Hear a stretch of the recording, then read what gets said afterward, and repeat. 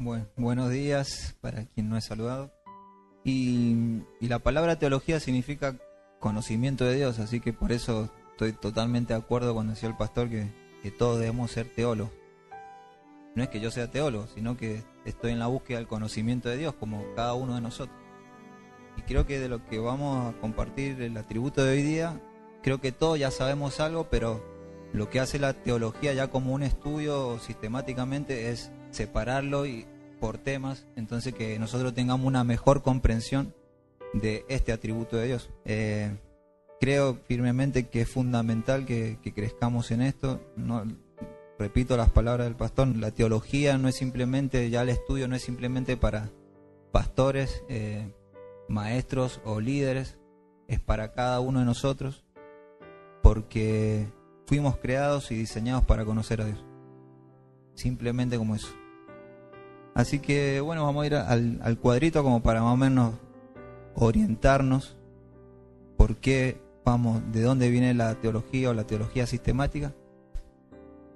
Teología, como ven en el cuadro, es el conocimiento de Dios, y ya hablando propiamente ya del estudio de teología, ya como si fuese una especie de seminario bíblico, cuando uno se introduce en la teología normalmente se separa en estos tres primeros puntos. Hay quienes lo separan en 5, pero creo que estos son los más importantes. Y lo podemos dividir la teología en teología histórica, teología bíblica y teología sistemática. Y vamos a ver de a poquito a explicarlo rápidamente, porque tampoco es quedarnos mucho tiempo en esto, simplemente tener un pantallazo de lo que es la teología y cómo se estudia. La teología histórica es el estudio de la revelación de Dios a través de la historia de la Iglesia.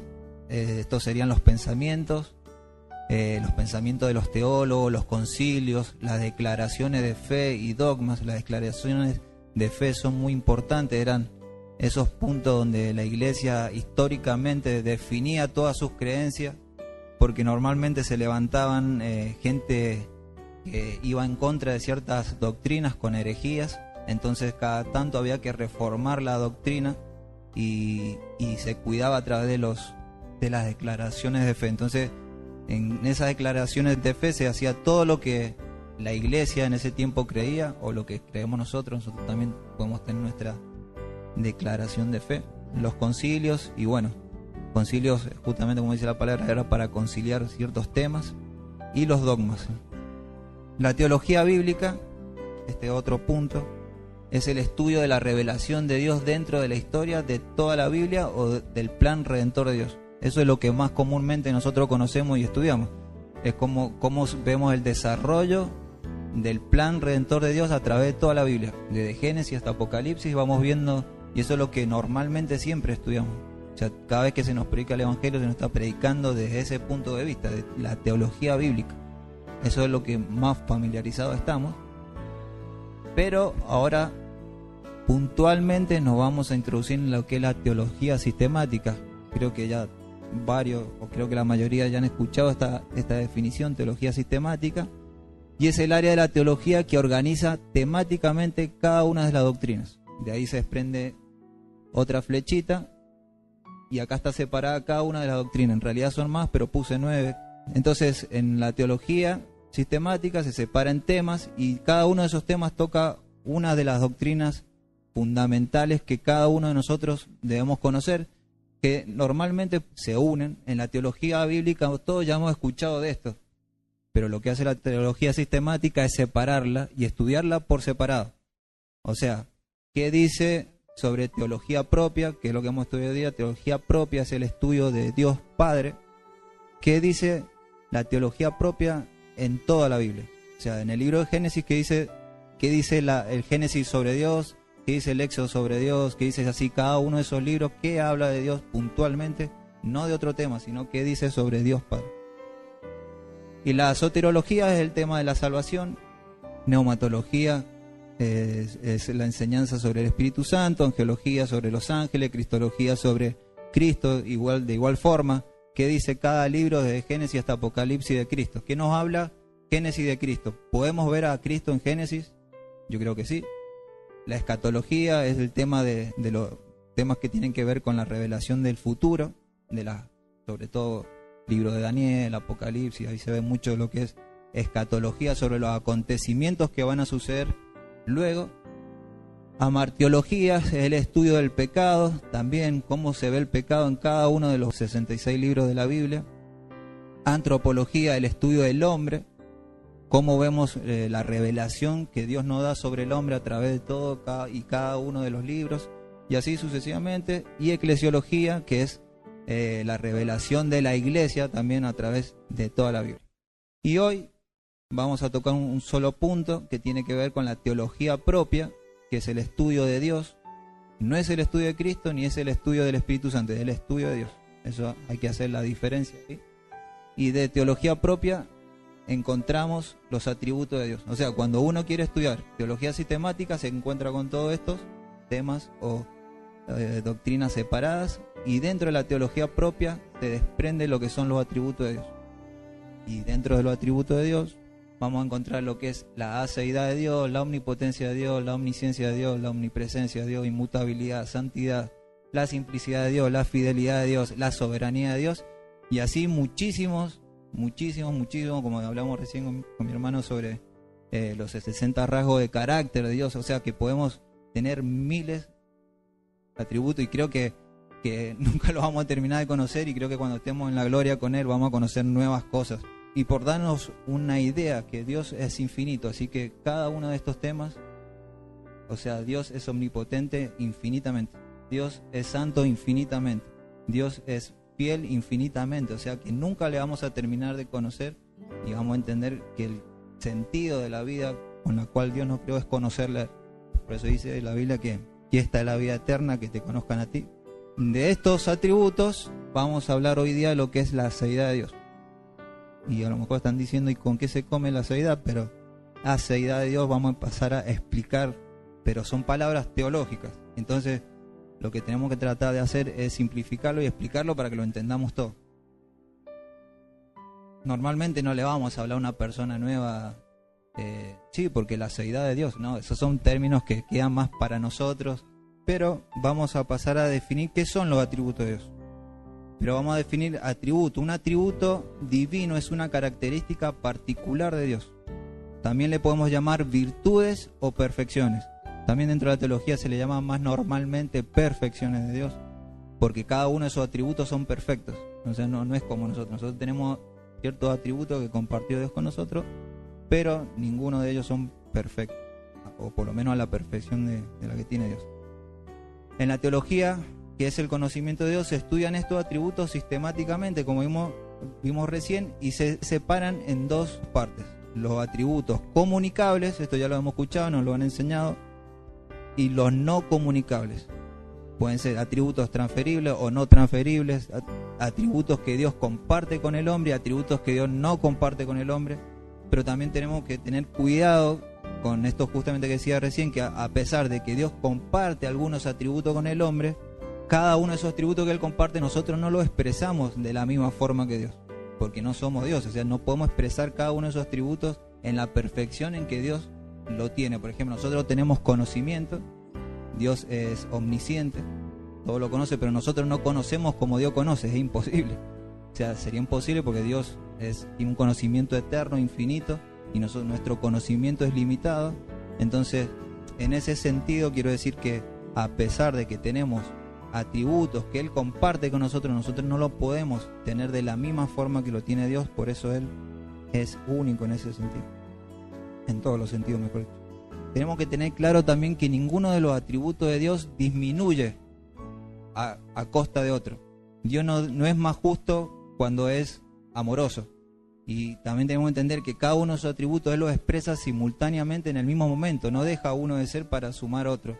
Dios no es, podemos decir que Dios es amor, pero en ese momento disminuye su justicia o su santidad. No, de ninguna forma. Dios es amor, pero también al mismo tiempo es justo y es santo. No, a diferencia de nosotros, que a veces que nosotros queremos ser buenos y dejamos de ser justos. Por ejemplo, damos el ejemplo con nuestros hijos, le dejamos hacer algo por querer ser bueno, pero a la vez eso que le estamos dejando hacer no es justo, por dar un ejemplo. Dios no es así, Dios no se equivoca en ese sentido. Cada uno de sus atributos están expresados totalmente en perfección. No debemos ver los atributos como que Dios está formado de ciertos atributos. No son partes que compone Dios los atributos. Él es cada uno de esos atributos. Él es santo, Él es justo, Él es fiel. Él no tiene fidelidad, Él no tiene justicia, porque el tener ya lo limitaría. Sería, ¿cuánto tiene de fidelidad Dios? No existe tal cosa. Dios es fiel. Nosotros tenemos fidelidad porque Él no las comparte a nosotros, pero nosotros estamos limitados en esa expresión. Por ejemplo, el amor de Dios está perfectamente relacionado entre sí con su justicia y con su ira. Su fidelidad estrechamente ligado con su poder y soberanía. Hoy hay algo que me inquieta mucho este último tiempo, que tiene que ver con ese Dios que se ha formado en la mente de muchos y que normalmente se predica en estos tiempos. Es más conocido como la teología liberal, pero es un término que quizás no todos lo conozcan, pero tiene que ver con una teología que forma un Dios entre tantas cosas, un Dios que es solo amor, un Dios que expresa su amor, pero ¿qué es lo que está pasando? Que hacen que disminuya, no expresan bien cada uno de esos atributos, no enseñan bien cada uno de esos atributos, entonces hace un Dios de amor, pero no dicen nada de su justicia y de su santidad. Entonces hay iglesias llenas de personas que van en busca del amor de Dios y creen que pueden convivir normalmente sin cambiar sus vidas. Obviamente que la obra de cambio la hace el Señor, pero han habido debates últimamente si, por ejemplo, un homosexual puede entrar al reino de Dios. A tal punto. Obvio que todo eso tiene una explicación. Dios recibe a los homosexuales, pero de ahí a entrar en el reino de Dios, o sea, es otro tema. Entonces, hay gente conviviendo en las iglesias sin que el pecado les incomode. O sea, gente que convive con el pecado, que no hay una exhortación al cambio porque Dios es amor, Dios te ama y Dios te ama tal cual sos. Otra enseñanza totalmente que es una herejía. Dios no nos ama tal cual somos. Él nos ama a pesar de lo que somos, y porque nos ama también nos dio el poder ser renovados y regenerados, y estamos en un proceso de transformación para volvernos a nuestro estado más puro y santo. O sea que nos ama a pesar de lo que somos. Entonces, ¿por qué digo esto? Normalmente hoy lo que más se escucha afuera es un Dios de amor, y que estamos viendo un atributo sobredimensionado a costa de sus otros atributos, y eso es deformar la imagen de Dios. A eso es idolatría, eso no es Dios. Pero a la gente le encanta solamente escuchar que Dios es amor, pero no les gusta escuchar que somos pecadores y necesitamos arrepentimiento. Pero ¿a quién no le gusta? A los que el Espíritu Santo no les redarguye el pecado. Porque cuando nos redarguye el pecado, el Espíritu Santo nos lleva a tristeza, pero esa tristeza nos lleva bien, nos lleva al arrepentimiento.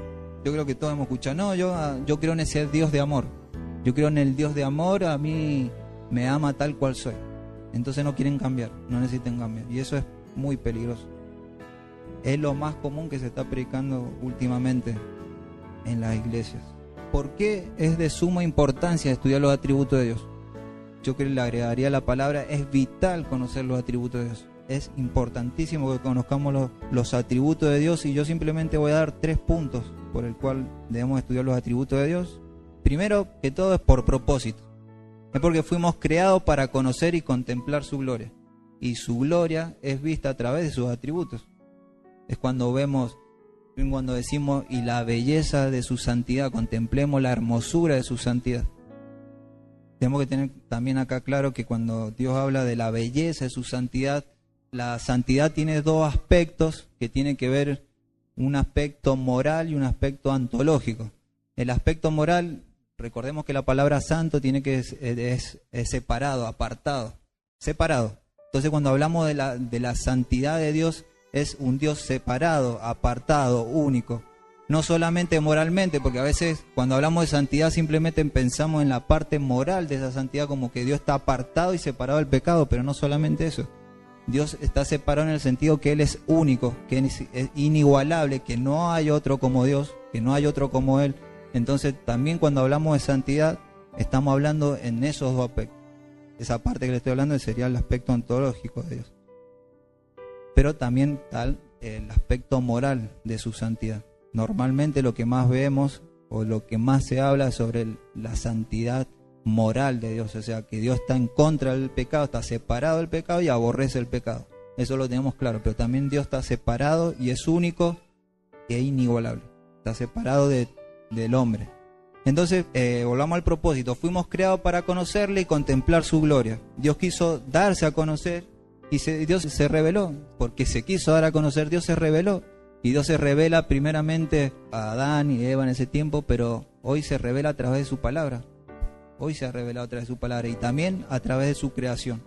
Como dice Romanos, que su poder y su deidad se hacen visibles a través de las cosas creadas. O sea que hay una revelación general de Dios. Dios se ha dado a conocer de una forma general a todos los hombres. Por eso nadie puede decir, no, yo no conozco a Dios, porque su poder y su deidad, o sea, la omnipotencia de Dios y la divinidad o la deidad de Dios se ha dado a revelar a todos los hombres. Tengan o no el Espíritu Santo, sean o no hijos de Dios, Dios se ha revelado. Entonces cuando vemos la creación, la luna, las estrellas, cuando nos vemos a nosotros mismos, estamos viendo que detrás de esa creación, ¿qué hay? Un creador, por lógica. O sea, por lógica atrás de hay un creador. Entonces Dios se ha dado a conocer. Esto quiere decir que Dios se quiso dar a conocer. Y sus atributos reflejan su gloria. De hecho que fuimos redimidos de la esclavitud del pecado y somos salvos, ¿para qué? Para conocerle. O sea, no somos salvos simplemente, listo, ya sos salvo, nos vemos, los redimí del pecado, listo. No, ahora estamos en el proceso de conocerle, porque fuimos creados para conocerle justamente. Y el pecado nos destituyó de la gloria de Dios. O sea, el pecado causó un efecto que nos destituyó de la gloria, nos sacó, nos quitó de la gloria de Dios. Pero por medio de Jesucristo somos nuevamente restituidos a la gloria de Dios.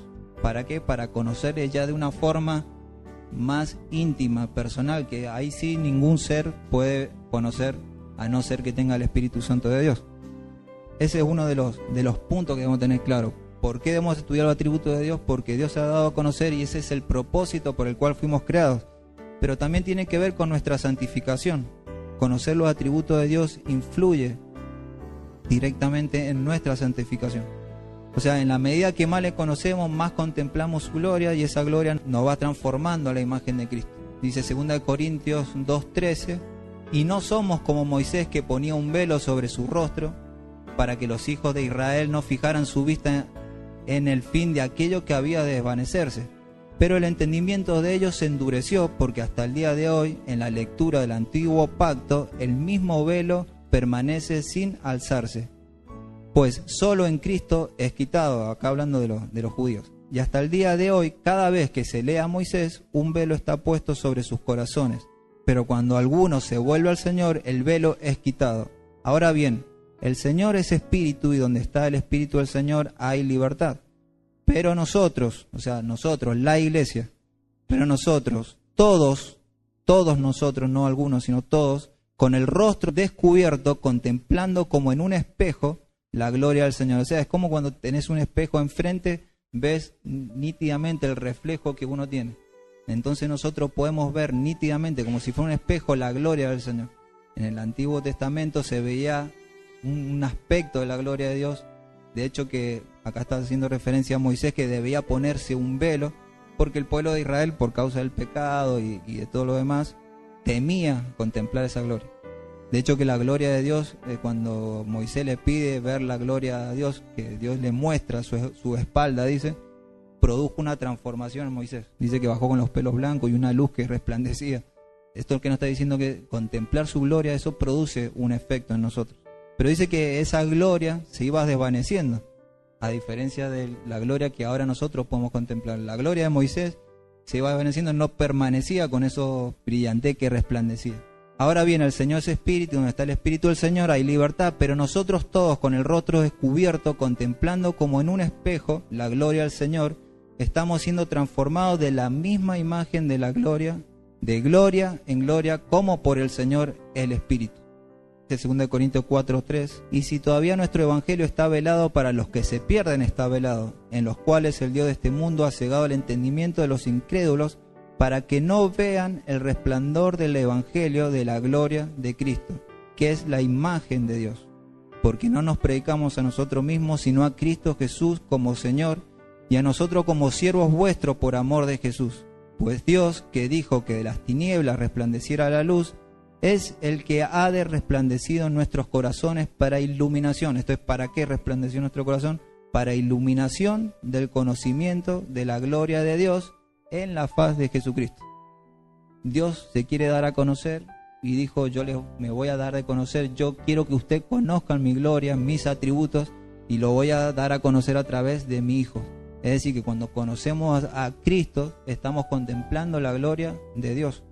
Él es la esencia misma del Padre. Dios se quiso dar a conocer a nuestras vidas y por eso nos ha dado de su Hijo, a Jesucristo.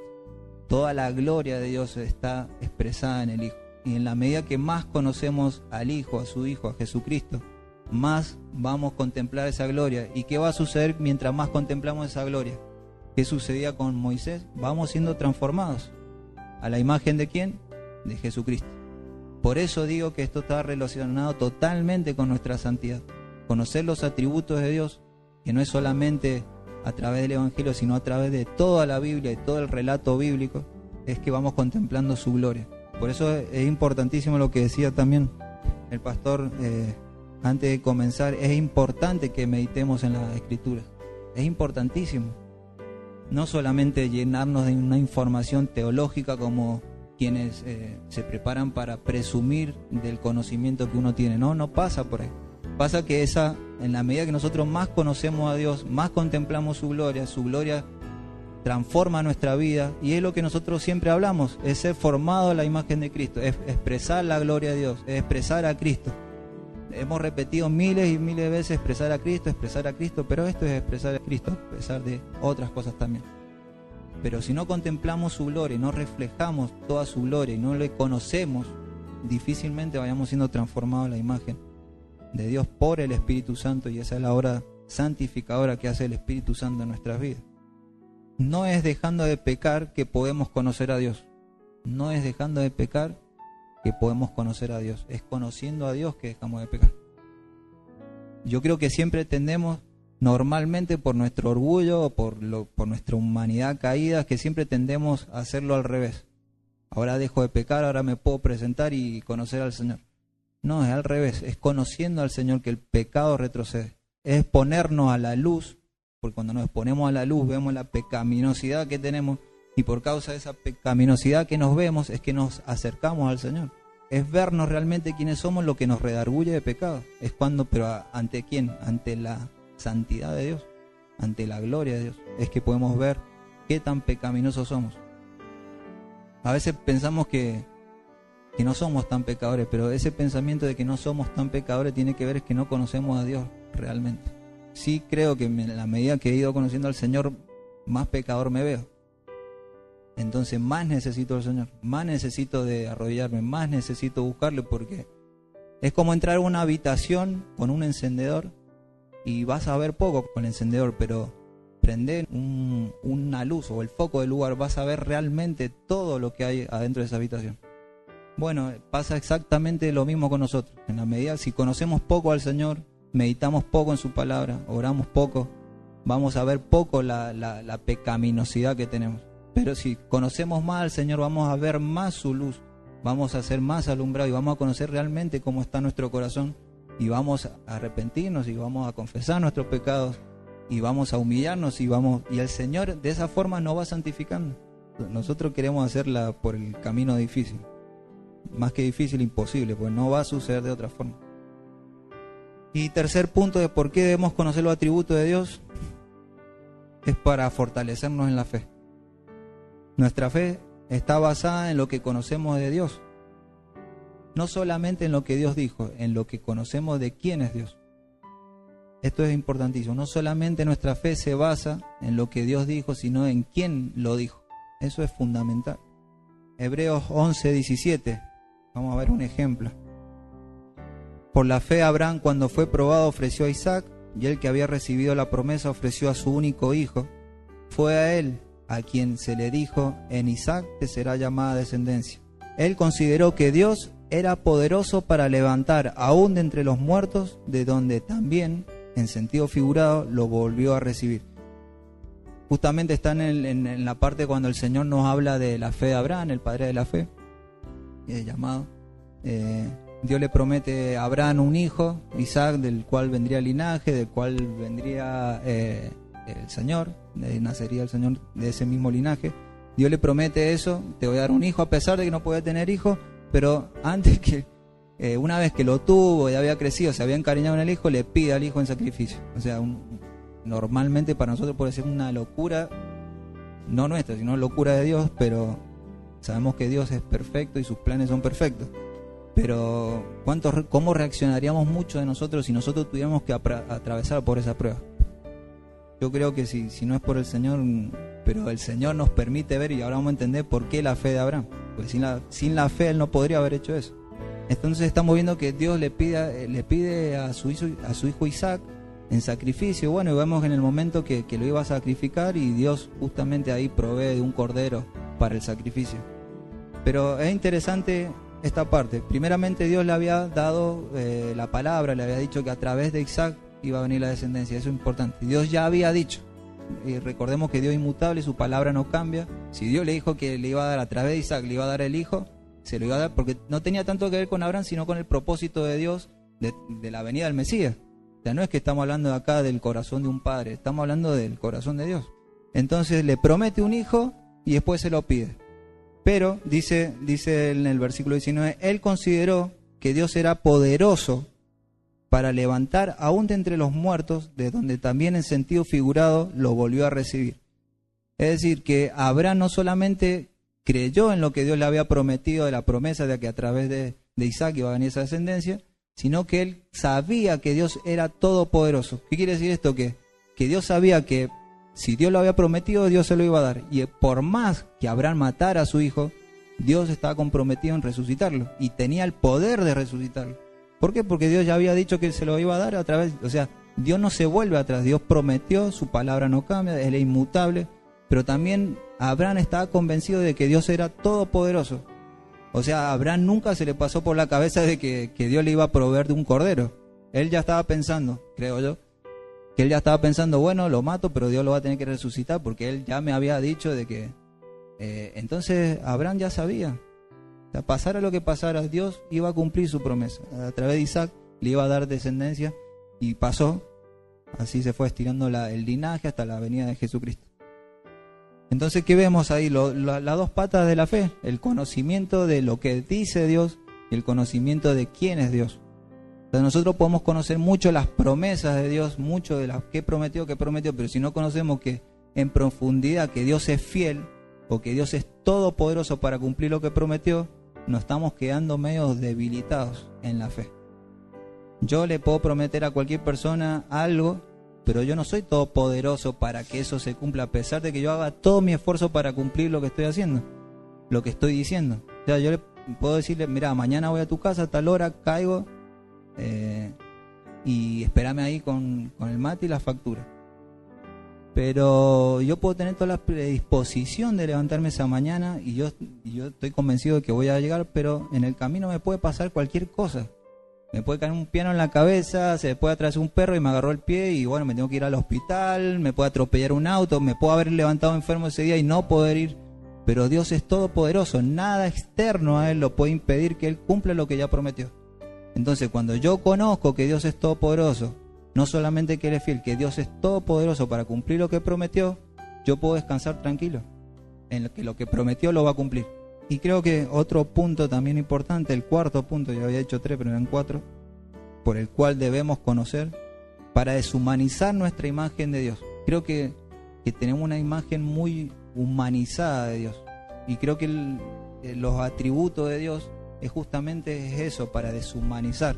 Tenemos un Dios muy, muy humano, y hablo particularmente por mí, no sé cada uno de nosotros, pero creo que en general tenemos un Dios muy humanizado, en el sentido de que muchas veces lo vemos muy limitado, con los brazos cruzados sin poder hacer, porque a veces no comprendemos bien su soberanía, hasta dónde llega su soberanía, qué tan soberano es Dios, y a veces vemos un Dios limitado que está perdiendo la guerra contra Satanás, a veces va ganando Dios, y que realmente Él no controla todas las cosas. Y a veces cuando hablamos de predestinación nos puede llegar a chocar, como que Él ya predestinó que nadie debe ser salvo, y a veces porque tampoco conocemos la soberanía de Dios. Entonces los atributos de Dios bien claros también nos reafirman nuestras doctrinas. Hablando de las doctrinas de la gracia, si se quiere. Reafirman porque sabemos, cada atributo va a reafirmar cada cosa que Dios es, dijo y hará. Entonces, deshumanizar a Dios, como decía recién más temprano, tenemos un Dios muy humano en el sentido que Dios ama a todo el mundo. Y pensamos que Dios ama como amamos nosotros. Entonces, como pensamos que Dios ama como amamos nosotros, Dios se enoja, se le acaba el amor rápidamente cuando te hacen algo. Como Dios perdona como perdonamos nosotros, y Dios debe perdonar condicionalmente. Y es peligroso porque nos vemos, cuando nosotros pecamos, ¿qué es lo primero que pasa? El Señor, no voy a congregar ni voy a orar porque es pecado. ¿Por qué pensamos así de Dios? Porque pensamos como nosotros pensamos cuando alguien nos hace algo. O como nosotros le hemos hecho a otra persona. O sea, como que le pasamos nuestra personalidad o nuestro carácter a Dios. En realidad, justamente los atributos de Dios vienen a quitarnos todos esos engaños, esos malos pensamientos que podemos tener de Dios, que a veces nos hace juzgar a Dios y criticarlo y ponerlo en el banquillo y decir, ¿pero por qué? ¿Pero por qué? ¿Pero por qué hiciste? Decía Martin Lloyd-Jones, un pastor galés del siglo XX, idolatría puede consistir en tener ideas falsas de Dios. Es decir, que si adoramos nuestra propia idea de Dios y no al Dios viviente, esto también es idolatría. Podemos tener una falsa imagen formada por nosotros de quién es Dios realmente, y eso es idolatría. Por eso Dios nos manda a conocerle también. ¿Cómo repercute esto? Spurgeon dijo, cuando pasas por la prueba, la soberanía de Dios es la almohada sobre la cual apoyas tu cabeza. O sea, conocer la soberanía de Dios influye en nuestra fe, en el sentido de que cuando atravesamos por una prueba, el saber que tenemos un Dios soberano, pero no solamente no es que decimos Dios es soberano, bien, pero ¿qué tan soberano es?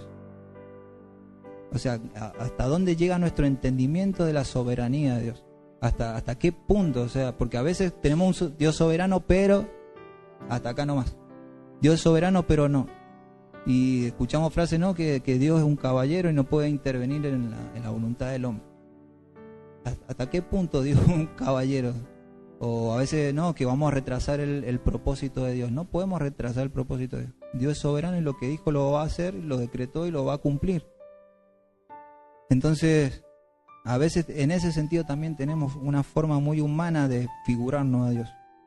Y totalmente que va a influir en nuestra imagen de Dios, en nuestra adoración.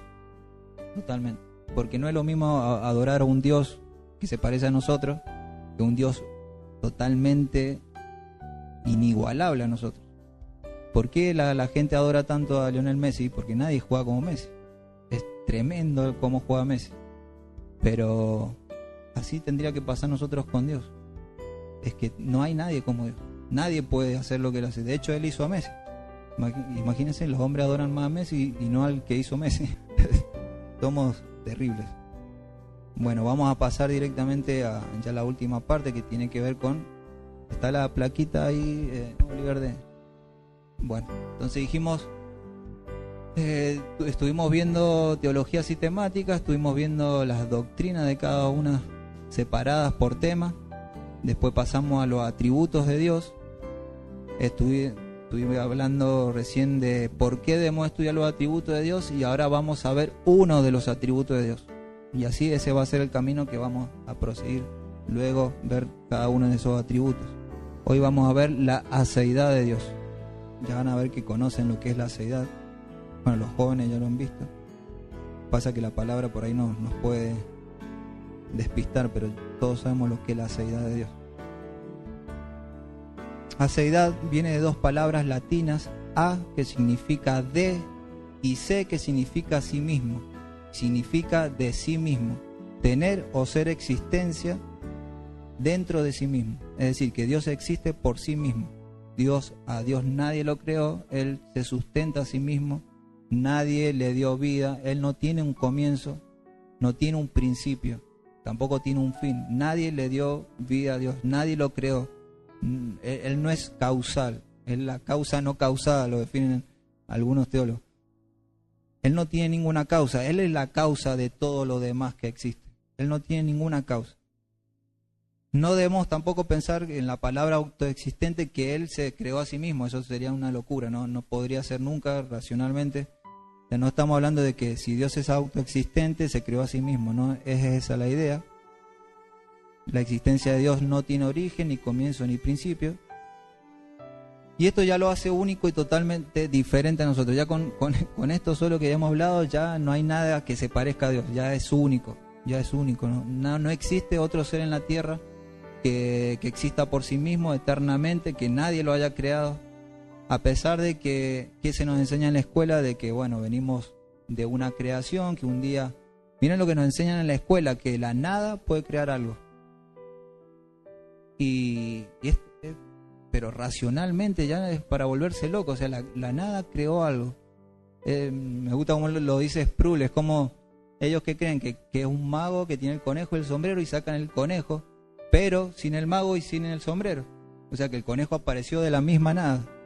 Es una locura creer eso. Pero bueno, dice la Biblia también que los hombres nos volvimos necios en nuestra propia sabiduría.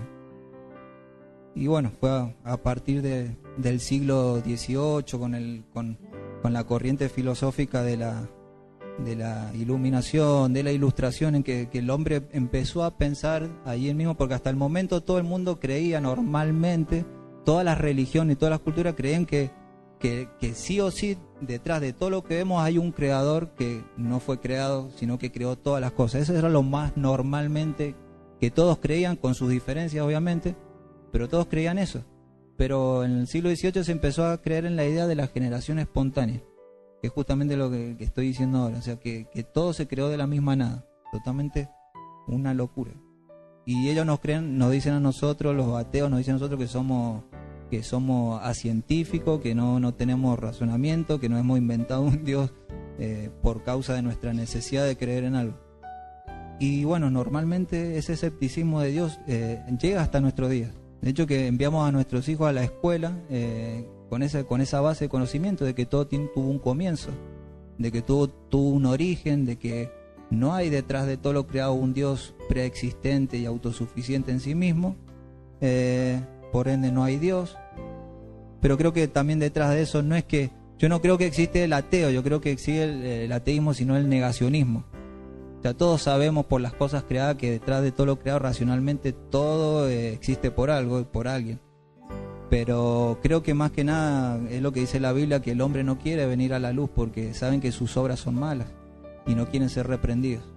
Entonces inventan todo tipo de cosas en su corazón entenebrecido para negar la existencia de un Dios, porque si creemos en un Dios normalmente tenemos que creer que hay reglas.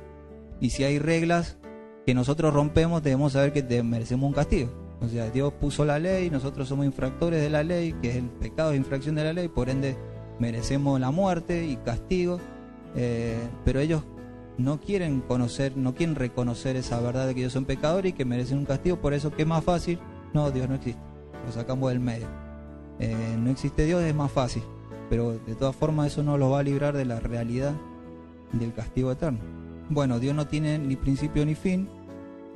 ¿Cuándo comienza el tiempo en la Biblia? Con la primera frase: y en el principio creó Dios. O sea, no existía el tiempo en la Biblia. Por eso cuando decimos que Dios es eterno, no es que habita en la eternidad, creo que tiene más que ver con que Dios es la eternidad y todo lo que Él transfiere esa eternidad a nuestra alma, pero Él es la eternidad.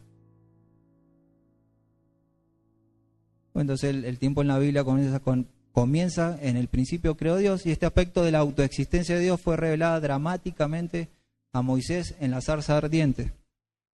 Cuando vemos en el libro de Éxodo 3, pues decimos, ¿y a dónde está en la Biblia la seidad de Dios, la autoexistencia de Dios? Éxodo 3:1 dice: y Moisés apacentaba el rebaño de Yetro, su suegro, sacerdote de Madián, y condujo al rebaño hacia el lado occidental del desierto, y llegó a Horeb, el monte de Dios. Y se le apareció el ángel del Señor en una llama de fuego en medio de una zarza. El ángel de Dios es una figura, obviamente, de lo que se le llama teofanía. Algunos dicen que es una cristofanía, que era Cristo, otros dicen que era Dios, pero era Dios. O sea, era Dios mismo el que se le apareció. Siempre que habla del ángel del Señor, normalmente está hablando de él mismo. Y se le apareció el ángel del Señor en una llama de fuego en medio de una zarza, y Moisés miró, y he aquí la zarza ardía en el fuego, y la zarza no se consumía. Esta es la parte clave que nos revela quién es Dios realmente. Dios se reveló a través de una zarza ardiendo, pero ese fuego no se consumía y no había combustión ahí, no había dos cosas que generaran la combustión, sino que existía el fuego por sí mismo y no se consumía, no terminaba, y preexistía y era autosuficiente por sí mismo, no necesitaba de combustión ese fuego, existía y estaba. Y se le apareció el ángel del Señor y en una llama de fuego en medio de una zarza, y Moisés miró y aquí una zarza que ardía en fuego y la zarza no se consumía. Entonces dijo Moisés: me acercaré ahora para ver esta maravilla, que la zarza no se quema. Cuando el Señor vio que él se acercaba para mirar, Dios lo llamó de en medio y dijo: no te acerques aquí, quítate las sandalias de los pies, porque el lugar donde estás parado es tierra santa. Y añadió: yo soy el Dios de tu padre, el Dios de Abraham, el Dios de Isaac y el Dios de Jacob. Entonces Moisés cubrió su rostro porque tenía temor de mirar a Dios. Cualquier otra zarza se hubiese consumido instantáneamente. En este encuentro Dios revela a Moisés, se revela a Moisés con su nombre, o sea, como realmente hoy lo conocemos a Dios.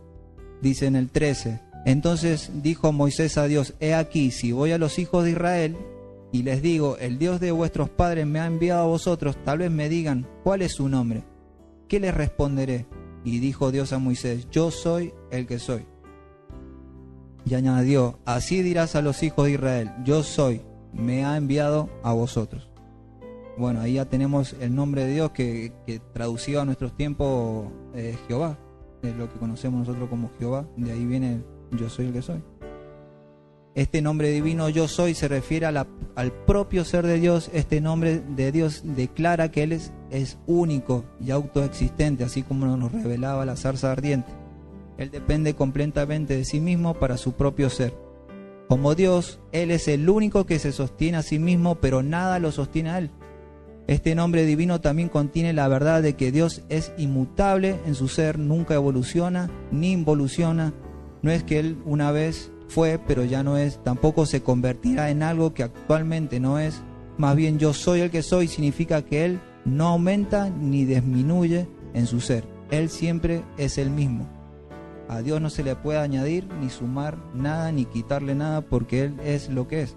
Pero también la seidad de Dios no solamente nos habla de la autoexistencia de Dios, de que Dios existe por sí mismo, de que nadie lo creó, de que Él no tiene un origen, de que no tiene ni principio ni fin. Él es el principio del fin de todas las cosas, pero Él no tiene principio ni fin. También la seidad de Dios nos revela que Dios es autosuficiente.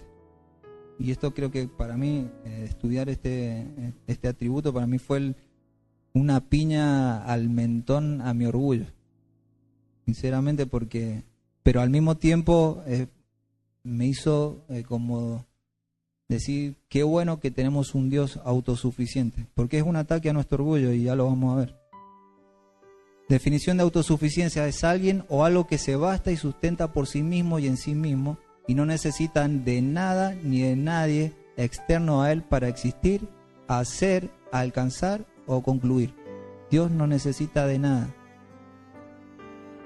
Y vamos a leer Hechos 17, 24, 25, que lo leyó también la pastora al principio. El Dios que hizo el mundo y todo lo que hay en él es Señor del cielo y de la tierra. No vive en templos construidos por hombres, ni se deja servir por manos humanas. Primero, no se deja servir por manos humanas, como si necesitara de algo. O sea, el servicio que recibe no es como si Él necesitara de algo. Por el contrario, Él es quien da a todos la vida, el aliento y todas las cosas. Bueno, este es un versículo que creo que define bien la autosuficiencia de Dios. Así como decimos que por lógica de todo lo que existe tiene que haber algo eterno, algo autoexistente, también eso autoexistente sí o sí tiene que ser autosuficiente. Porque si eso autoexistente necesitara de algo, estaría incompleto y tendría necesidad de algo, por lo tanto dejaría de ser autosuficiente y autoexistente. ¿Por qué? Porque autoexistente, ¿qué? Que no necesita de nada. Pero si está incompleto, está necesitando de algo. O sea, no es autosuficiente. Por ende, Dios es autosuficiente. Dios no necesita de nada ni de nadie.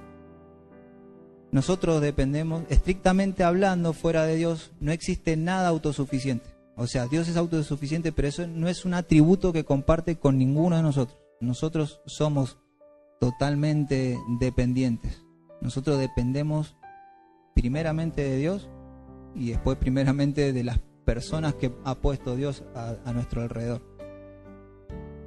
Y usted dice, sí, ya lo sabemos quizás, pero nuestra vida expresa muchas veces otra cosa. Yo creo que expresamos normalmente a veces que nos creemos autosuficientes, y ya vamos a ver por qué. No importa qué tan fuerte y autosuficiente nos sintamos, todo lo creado por Dios está creado y por Él se sostiene. O sea, antes de Dios no existía nada, nada creado, y de Dios está todo creado. O sea, que todo lo que Dios creó se sustenta de Él. O sea, nada subsiste sin el Creador que está detrás. O sea, todos los seres humanos, toda la creación, toda la naturaleza, todo el mundo, todas las leyes que vemos que sostienen, las leyes de gravedad y así, todas las cosas, todo se sostiene por Dios, porque Él las creó. O sea, no existía ninguna de esas cosas, no son independientes de sí mismas. Aún los seres humanos que no conocen al Señor, son todos dependientes de Dios. Pues si Dios le cierra, como se dice, el grifo de la respiración, y se le acabó. Y si Dios dice hoy no te levantás, no te levantás. Y porque Dios dice hoy te levantás, te levantás. ¿Por qué? Porque Él sostiene toda su creación. Él es el que administra la creación. Por eso también Dios nunca ha dejado de reinar en lo que se refiere como legislador del universo. Él nunca dejó de legislar. Él nunca perdió su gobierno. Él reina de la eternidad, dice la palabra. Dios es uno en tres personas, pero vive eternamente en perfecta comunión con esos tres personas, entre Espíritu Santo, el Padre y el Hijo. Él vive en perfecta comunión desde la eternidad. Él no nos creó porque dijo me siento solo. Él no es melancólico. Dios no se entristece ni necesita de amor. Dios no necesita de amor. Para nosotros es raro, porque nosotros necesitamos hasta comer todos los días, nosotros necesitamos agua todos los días, nosotros necesitamos respirar todos los días, pero para Dios no, eso no es necesidad. Él creó el aire, el agua. Él es la vida. Entonces sería muy orgulloso pensar de nuestra parte como criaturas, pensar que Dios en la eternidad se sintió solo, por lo cual nos pensó y nos creó. Hoy voy a crear a la humanidad porque estoy aburrido en la eternidad y me estoy sintiendo muy solo, entonces los voy a crear y me voy a entretener con lo que voy a crear. O sea, no existe tal cosa. Sé que lo saben, pero refuerzo por las dudas. Dios no nos creó por necesidad. Dios no crea nada por necesidad. Hay que ser un poco duros. Dios no te necesita. Dios no los necesita. Dios no me necesita a mí. No nos necesita. Él podría vivir sin haber creado nada y estar totalmente pleno, feliz, contento, en su plenitud. Él está totalmente pleno en su triunidad o trinidad. Él está totalmente pleno. No nos necesita. No nos necesita, pero para nada. De ninguna manera. Él es autosuficiente. Pero yo mientras estudiaba este atributo venían muchas preguntas a mi cabeza, como por ejemplo, que las tengo escritas acá: ante un Dios que nada necesita de nadie, ¿por qué hizo criaturas y las predestinó para la alabanza de la gloria de su gracia? ¿Por qué Dios nos pide que todo lo que hagamos lo hagamos para la gloria de Dios? ¿Está Dios necesitado de gloria y reconocimiento? Si vivimos para su gloria, ¿Dios necesita que lo glorifiquemos? ¿Dios está necesitado, sediento de gloria, de reconocimiento? ¿Dios es narcisista? Y estudiando este tema voy a dar 3 puntos para lo que para mí me hizo aclarar de por qué Dios nos creó de esa forma. ¿Por qué Dios nos manda a servirle? ¿Es que necesita que le sirvamos? ¿Por qué Dios nos manda a predicar el Evangelio? ¿Es porque Él no podría llevar su plan eterno sin nosotros? ¿Cuánto hemos dicho o hemos pensado por dentro, le voy a servir al Señor, como pensando que le vamos a dar una mano o que le vamos a ayudar a terminar la obra y el propósito de Dios? Como dicen por ahí, no nos subamos a ese pony, bajémonos del pony ese. Bueno, el primer punto por el cual Dios nos creó y nos manda a adorarle y contemplarle y servirle es que solo Dios es digno. Primero, solo Dios es digno. Debemos adorarle porque solo Él es digno de adoración, de recibir toda la gloria y toda la honra de parte de su creación por los siglos de los siglos. Apocalipsis 4:11 dice: digno eres, Señor y Dios nuestro, de recibir la gloria y el honor, el poder, porque tú creaste todas las cosas y por tu voluntad existen y fueron creadas. Salmos 145:3 dice: grande es el Señor y digno de ser alabado en gran manera, y su grandeza es inescrutable. O sea, no se puede llegar a conocer. Y la palabra digno significa que es merecedor o que tiene los méritos y el derecho. O sea, Dios tiene los méritos, el derecho de ser adorado por su creación, porque no hay nadie como Él. Él solamente es digno. Nadie tiene los atributos que Él tiene en su perfección. Nadie es como Él. Nosotros no podemos robarle la gloria a Dios, a pesar que muchas veces lo queremos hacer. No es que Dios está sediento de gloria, solamente Él es digno. No hay nada, otra cosa que pueda llevarse la gloria de Dios. Por eso Dios no necesita ser glorificado. Dios debe ser glorificado. Y cuando le damos la gloria a otras cosas, el Señor también, recordemos que Dios se aira. Dios es celoso en el sentido de que está viendo la injusticia en nuestra idolatría. Él ve que estamos adorando algo que no es digno de adoración. Y eso puede incluir nuestro propio ser, nuestra propia familia, una pasión desordenada, el pecado, lo que sea. Segundo punto, primero Dios es digno, pero también Dios es generoso. Contrariamente a lo que algunos puedan pensar, el único beneficiario en la adoración a Dios es el adorador. O sea, cuando adoramos a Dios no se le añade nada, no se le suma nada. Dios no cambió, Dios no cambia, Dios es inmutable. Por más que lo adoremos y adoremos por la eternidad, Dios no se le está sumando ni gloria, ni se está, porque Él es la gloria. Nuestra adoración no le suma ni le añade a Dios, sino que tal adoración no deriva de un mandamiento tampoco. No es que nosotros le adoramos a Dios porque Dios dice adórenme simplemente, a pesar de que existe el mandamiento. Pero no es como una imposición que debemos adorar al Señor, como si Dios nos obligara a amarle porque necesita ser amado, sino que naturalmente el resultado de la gloria de Dios revelada a sus criaturas por medio de Jesucristo es lo que resulta en glorificación, en adoración. Es por lo que Él nos da primero en que nosotros retribuimos en adoración. O sea, no es que yo de mi propia voluntad digo voy a adorar al Señor, sino que Él nos da la revelación de quién es Él a través de su gloria para contemplarlo y manifestar y retribuir de algo que primeramente Él nos dio a nosotros, que es la revelación de su Hijo, que es el alumbramiento de los ojos para contemplar su gloria.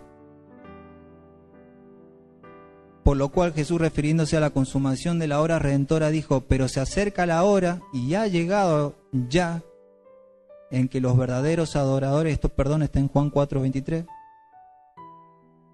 Por lo cual Jesús, refiriéndose a la consumación de su obra redentora, dijo: pero se acerca la hora y ha llegado ya en que los verdaderos adoradores rendirán culto al Padre en espíritu y en verdad, porque así quiere el Padre que sean los que le adoren. El antiguo pacto era mandamientos, el nuevo pacto es por el Espíritu. Se tuvo que cumplir ese tiempo, ¿para qué? Para que a partir del nuevo pacto hayan adoradores en espíritu y en verdad. O sea, que le adoremos espiritualmente y en el conocimiento de quién es Él. Y eso se manifiesta en adoración.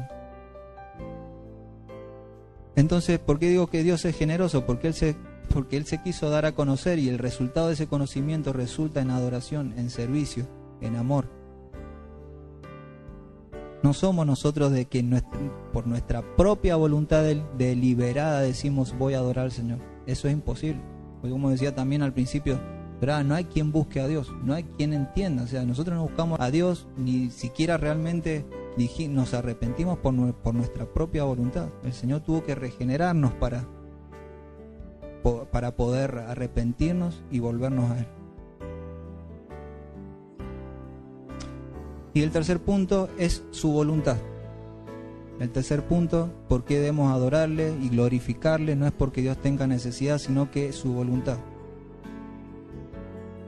Dios, por el puro afecto de su voluntad, le plació crearnos para Él. Romanos 11:36 dice, porque de Él, por Él y para Él son todas las cosas. Porque de Él, o sea, quiere decir que todo sale de Él. Por Él es que Dios lo hizo. Y para Él es que todo lo que hizo Dios para Él es. O sea, nosotros somos para Él. Dios nos creó para Él. Nosotros no podemos decir, no, yo no me voy por mi lado, yo no quiero saber. No, Dios nos creó para Él. Dios no nos creó y nos dijo, bueno, desarróllense. O sea, Dios nos creó para Él, para su propósito. ¿Y cuál es el propósito de Dios? Que le conozcamos y glorifiquemos su gloria. Primera de Corintios 8:6 dice, sin embargo, para nosotros hay un solo Dios, el Padre, de quien proceden todas las cosas y nosotros somos para Él. Y un Señor Jesucristo por quien todas las cosas y por medio de las cuales existimos nosotros. Es decir, pero más específicamente el capítulo 1 de la carta a los Efesios nos dice que fuimos predestinados por la voluntad de Dios para ser adoptados como hijos suyos, santos y sin manchas para la alabanza de la gloria de su gracia, según el beneplácito de su voluntad. Eso quiero definir. Según el beneplácito de su voluntad. Dios nos creó porque a Él le plació en su soberana voluntad crearnos. ¿Y por qué a mí me escogió y a otro no? Porque según el beneplácito de su voluntad. Estos puntos no hablan de un Dios necesitado ni narcisista que necesite de alguien o de algo, ni que está sediento de gloria, sino de un Dios soberano, digno de recibir, pero también generoso, dadivoso, glorioso y digno, quien nos creó con el más alto privilegio que una criatura puede recibir, el cual es poder conocerle, para adorarle, para contemplar su gloria, y la cual quiso dar a conocer y compartir a sus hijos por medio de Jesucristo, quien, dice el libro de Hebreos, es el resplandor de la gloria de Dios y la imagen misma de su sustancia. Repito, Dios se quiso dar a conocer nuestra vida y nos dijo, me voy a dar a conocer a través de mi Hijo, y nosotros en Él y Él en nosotros. Esto implícitamente está incluido cuál es el propósito, o más explícitamente creo, cuál es el propósito del ser humano. Esto responde todas las preguntas existenciales del ser humano. ¿De dónde venimos? ¿Para qué estamos? ¿Y hacia dónde vamos? ¿Por qué fui creado? Muchas veces podemos tener esa duda, pero la Biblia es clara. Fuimos creados para conocerle a Dios, contemplar su gloria, para darle gloria a su nombre, porque solo Él es digno. Por lo tanto, cuando vemos en la Escritura que Dios nos hizo administradores, que Dios nos encomendó la predicación del Evangelio, que Dios nos creó para alabanza de su gloria, que Dios nos manda a presentar defensa de nuestra fe. Si Dios nos manda a presentar defensa de nuestra fe, no es que Dios necesita que lo defendamos, eso sería una locura. Que Dios nos envía como obreros a su obra no significa que Dios dependa del hombre y necesite de su disposición, defensa y ayuda para poder llevar a cabo sus planes y propósitos. Saquémonos eso de la cabeza. No es que todo esto que Dios nos manda a hacer nosotros es porque sin nosotros no lo podría hacer. Contrariamente, eso es que encima que Dios es amor, es generoso y nos da el privilegio de participar de su obra. Es un privilegio que nosotros recibimos. No es un mandato simplemente impositivo, es un privilegio ser parte de la edificación de la iglesia, ser parte de edificar un hermano, ser parte de edificar el cuerpo de Cristo. Dios nos hace colaboradores de Él, dice también la palabra.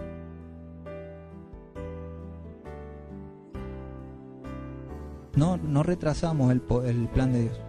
O sea, Dios cuando dijo que iba a venir Jesucristo, llegó el mismo día, hora, segundo. Nadie retrasó, ni Israel pudo retrasar el propósito de Dios. No lo pudo, por más que nosotros leemos de que se rebeló, de que a pesar de eso, vemos también en el libro creo del profeta Oseas, que dice que Dios mismo llevó a Israel al desierto para reconquistarlo. O sea, Dios quiso conquistar a Israel, Dios la llevó al desierto, a pesar de que por a veces se da a entender de como que el pueblo de Israel hacía lo que se le da la gana. Bueno, pero eso ya es otro tema que habla de la responsabilidad y la soberanía de Dios, pero nada retrasó el propósito de Dios, y Jesús llegó el día que tenía que llegar y va a venir por segunda vez cuando tenga que venir, y nadie se lo va a impedir. Ni Satanás, o sea, Satanás no pincha ni corta en la segunda venida, no tiene nada que frenar. Y nosotros tampoco. A veces pensamos, no, si no maduro el Señor no va a venir.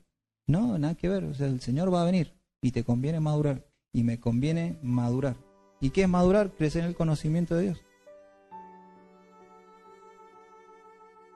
Su palabra nos muestra nos muestra un Dios soberanamente interviniendo en el hombre para llevar a cabo sus planes. En este sentido Dios es soberano. Romanos 9:17, porque la Escritura dice a Faraón, para esto mismo te he levantado, para demostrar mi poder en ti y para que mi nombre sea proclamado por toda la tierra. O sea, Faraón ni siquiera fue salvo, pero a pesar de eso lo utilizó conforme a sus propósitos.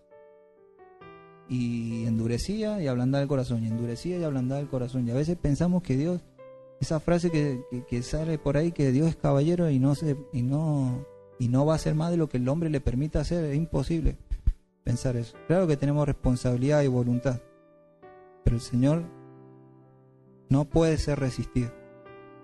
Su palabra nos muestra un Dios soberano que al decretar un plan, esto es importante también entenderlo, que al decretar Dios un plan, también decide cuáles van a ser los medios por los cuales se van a concretar esos planes. En su soberanía, Dios quiso salvar al hombre, pero le plació salvar al hombre por medio de la locura de la predicación del Evangelio.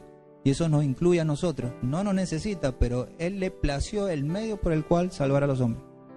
El Señor está comprometido a santificarnos, pero Dios también dice cuáles van a ser los medios, la palabra está en medios, es importante, por los cuales Dios nos va a santificar.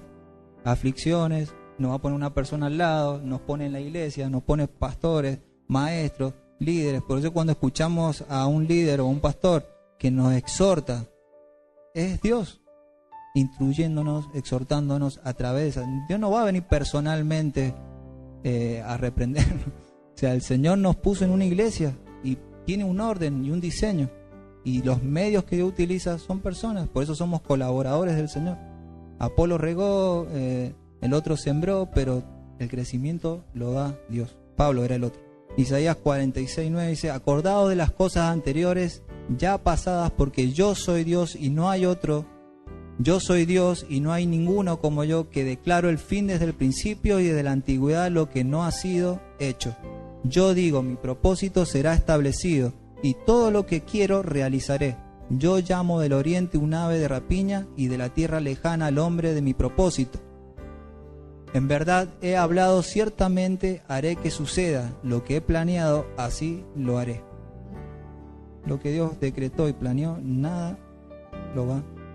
Por eso decía al principio que esto nos deshumaniza quizá nuestra imagen que nosotros podemos tener de Dios. En la medida que más meditamos en estos atributos, nosotros nos vamos achicando y el Señor va creciendo.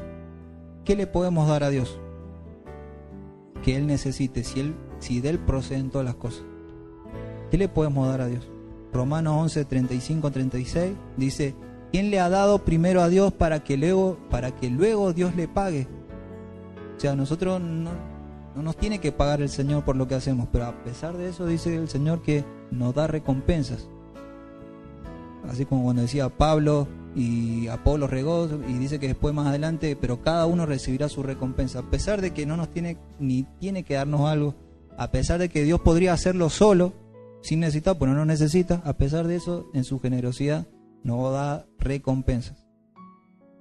¿Quién le ha dado primero a Dios para que luego Dios le pague? Porque todas las cosas proceden de Él y existen por Él y para Él. A Él sea la gloria por siempre. Amén. Primera de Crónicas 29:1. Ahora pues, Dios nuestro, te damos gracias y alabamos tu glorioso nombre, porque ¿quién soy yo y quién es mi pueblo para que podamos ofrecer tan generosamente todo esto? Porque de ti proceden todas las cosas y de lo recibido de tu mano primeramente te damos, porque somos forasteros y peregrinos delante de ti, como lo fueron todos nuestros padres, como una sombra son nuestros días sobre la tierra, y no hay esperanza. Siempre viene también, cuando leía esto, el ejemplo de la historia de David, cuando se hace una imagen muy humana de Dios y se siente mal porque Dios no se le había edificado templo a Dios y y como que de cierta forma dijo, pobre Dios que no tiene templo, yo estoy viviendo en estos lugares de oro y un gran templo y tengo todas las comodidades, y Dios está, en ese tiempo la presencia de Dios lo representaba el arca del pacto. Pero bueno, lo voy a leer para no equivocarme. Sucedió, Salmos, segunda de Samuel 7:1, sucedió que cuando el rey David ya moraba en su casa y el Señor le había dado descanso de sus enemigos por todos lados, el rey dijo al profeta Natán, mira, yo habito en casa de cedro, pero el arca de Dios mora en medio de cortinas. Eso le decía David. Entonces Natán dijo al rey, vaya, haga todo lo que está en su corazón porque el Señor está con usted. Y esa misma noche la palabra del Señor vino a Natán y le dijo, ve y dile a mi siervo David, así dice el Señor, ¿eres tú el que me va a edificar una casa para morar en ella? Es como que David está diciendo, pobrecito Dios, que necesita que le hagamos un templo. Y Dios le dice, ¿vos me vas a edificar un templo a mí? Me parece que estás equivocando, David. ¿Eres tú el que me va a edificar una casa para morar en ella? Desde el día en que ordené que hubiera jueces sobre mi pueblo Israel, a ti te daré reposo de todos tus enemigos. El Señor también te hace saber que el Señor te edificará casa. Y sabemos que esa casa es el Señor y la iglesia. Pero ahí es cuando vemos, y le pasa varias veces a David, o sea, es como pensar de que Dios necesita algo y le vamos a ayudar. Y eso tiene que ver con nuestro orgullo, ¿no? Si hay algo que debemos rever en nosotros mismos es qué mirada tenemos de Dios o qué nos imaginamos sobre quién y cómo es Dios.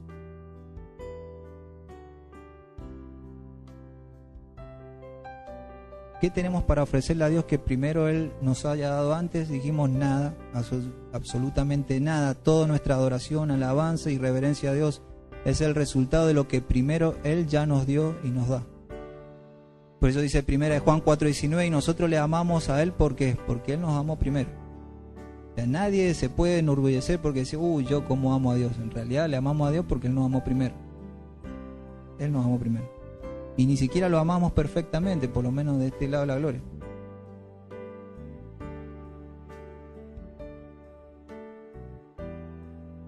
No recibimos nada de nadie si primeramente no ha salido de Dios. De hecho, que cuando alguien nos da algo a nosotros, eso que recibimos salió también de Dios. Y por eso debemos vivir agradecidos. ¿Cómo debe afectar este atributo en nuestra vida práctica? Primero, justamente todo lo que venimos hablando tiene que afectar, que tiene que ser un golpe a nuestro orgullo, de que Dios nos necesita, de que si hay algo que Dios nos mandó a hacer es porque nosotros le necesitamos a Él. De hecho que fuimos diseñados para depender de Él. Es parte de nuestro diseño, no existe tal cosa, yo me manejo por mi propia cuenta, yo y en un caso yo y mi Biblia, o yo y mi familia, dependemos para todo, hasta como el dicho eso, necesitamos que nos traigan, que cuando damos a luz necesitamos una partera y cuando nos morimos necesitamos a alguien que lleve el cajón. O sea, ya para eso necesitamos gente, para nacer y para morir en la tierra. Pero necesitamos de todo el tiempo. ¿Y cuánto hemos escuchado o podremos haber dicho, no, yo esto me lo gané con mi propio esfuerzo? A mí nadie me ayudó, a mí nadie me dio nada, yo me lo hice laburando. Y golpean la muerte, yo hice laburando. Yo no necesito nada de nadie, yo puedo solo. Eso revela. Hay mucho que no lo decimos, pero lo hemos pensado alguna vez. Esta doctrina también nos revela que no somos autosuficientes y dependemos de Él. Fuimos creados dependientes y aunque viva solo en una isla, necesita de Dios. Aunque decía, a partir de mañana me voy a vivir a una isla, a vivir solo, no quiero más nada de nadie. En esa isla vas a necesitar de Dios, del oxígeno, de la salud, del agua, y todas esas cosas proceden de Dios. O sea que no hay forma de librarnos de Dios.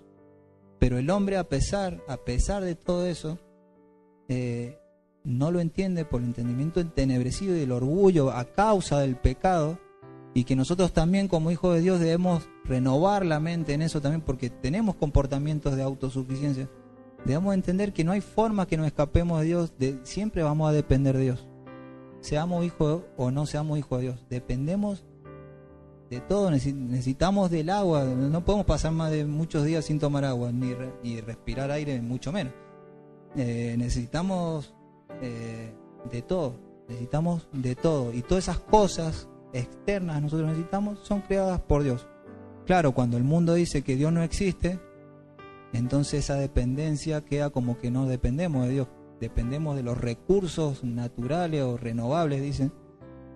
En realidad todos esos recursos son de Dios, la tierra, el oro, la plata, el dinero. Él nos hizo dependientes, por eso creó la familia. No solo la familia terrenal, sino la familia espiritual. O sea, Dios nos hace dependientes de...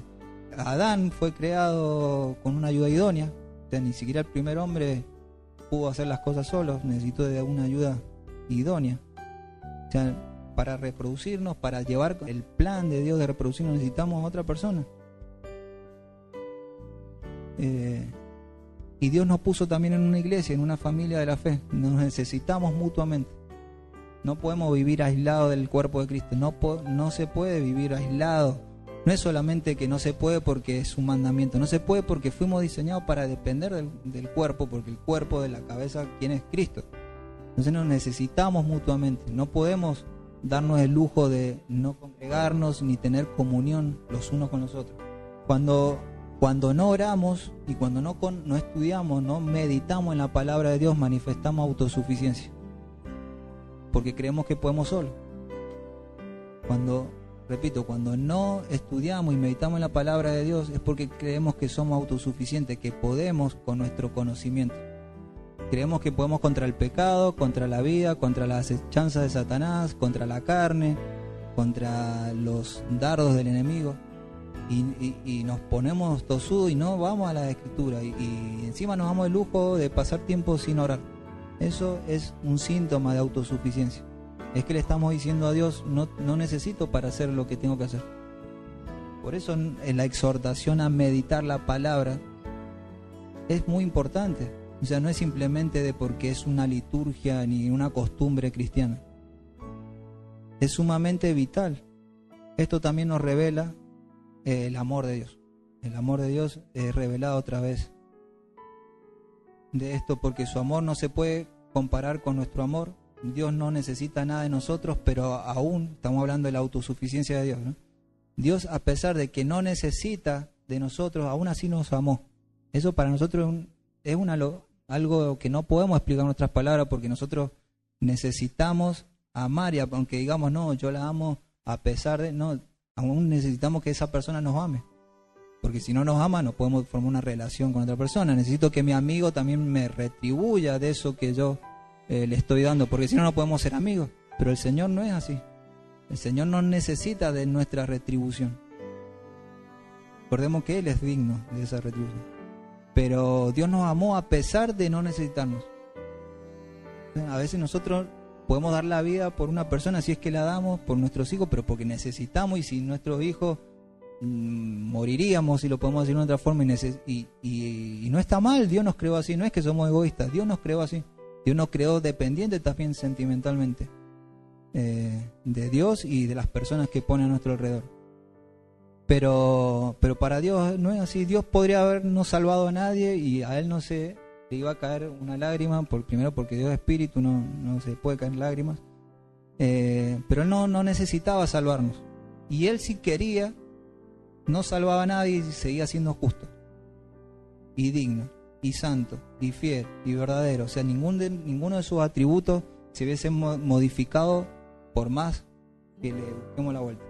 El que Dios sea autosuficiente también nos habla de la bondad de Dios de darnos el privilegio de servir en su reino. De 1 Corintios 3, 6, 9. ¿Qué es pues Apolo? ¿Qué es Pablo? Servidores mediante los cuales vosotros habéis creído, según el Señor dio oportunidad a cada uno. Yo planté, Apolo regó, pero Dios ha dado el crecimiento. Así que ni el que planta ni el que riega es algo, sino Dios que da el crecimiento. Ahora bien, el que planta y el que riega son una misma cosa, pero cada uno recibirá su propia recompensa conforme a su propia labor, porque nosotros somos colaboradores de Dios y vosotros sois labranza de Dios, edificio de Dios. Tenemos que ver el sabernos participantes y colaboradores de su reino, como un llamado, como se dice, el llamado supremo. O sea, es como el mayor privilegio que podemos tener, no solamente de conocerle, sino encima que Dios invierta tiempo en nosotros para que nosotros seamos colaboradores de Dios, a pesar de que Dios podría hacerlo solo. Dios podría salvar al hombre de otra forma, santificarlo de otra forma, pero Dios nos dio el privilegio de ser colaboradores, y cuando vivimos para lo que se nos mandó, también glorificamos a Dios y le damos gloria. Y dice, como decíamos recién, encima que Dios no necesita nada de nosotros y podría hacerlo solo, también dice que va a recompensarnos por nuestra obra. Eso nos habla también de un Dios generoso. Y por último, ya ahora termino, esta verdad nos muestra que necesitamos de Dios, que le necesitamos con urgencia, día a día, buscarle en la palabra, en la intimidad, en la oración, en la vida del cuerpo. Necesitamos, es vital. La palabra vital tiene que ver con vida. Es vital que aprendamos a necesitar de Dios. A veces como que pienso de no lo voy a molestar a Dios. No, necesitamos de Dios. Dios quiere que dependamos continuamente de Él. Continuamente, todos los días. Mateo 7 al 8 dice: pedid y se os dará, buscad y hallaréis, llamad y se os abrirá.